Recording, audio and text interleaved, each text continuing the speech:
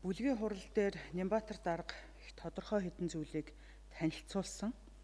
Ирэх онд 2026 онд нийслэлийн зүгээс 5 станцыг үйл ажиллагааг нь барилга угсралтын ажлыг нь эхлүүлэхээр ингээ бэлтгэл ажлууд хангаад эхнээсээ 5 дугаар цахилгаан станц маань гэрээ байгуулах одоо шатандаа ирж байна.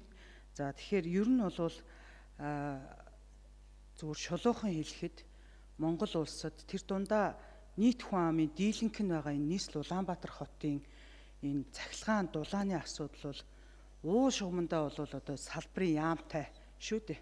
Тэгэхээр салбарын яам хийгээгүй энэ том төслийг бас хөдөлгөж ингэж нийслэлчүүдийгээ цахилгаан дулаанаар хангах ажлыг үйлчлэлтэй хэрэгжүүлж байгаа нэлээд мэрэгсэн баг хамт олон энэ ажлын хэсгийн ахлагч гишүүдтэй талархал илэрхийлье.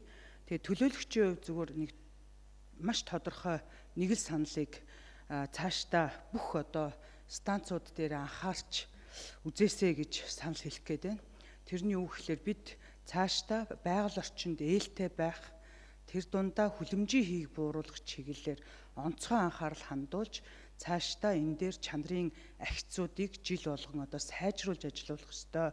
Цаашдаа дэлхийн нийтээрээ энэ хүлэмжийн хийг бууруулах чиглэлээр одоо улс орнууд амлалт өгөөд явж байгаа энэ чиглэл рүү бид нар байгаль орчинд ээлтэй технологи дараагийн шатандаа бид нар энэ одоо утааг бууруулах чиглэлээр ажлуудаа илүү чамбайруулах ёстой шүү гэж хүсэж байна. Тэгээд баг хамт олонд амжилт хүсье.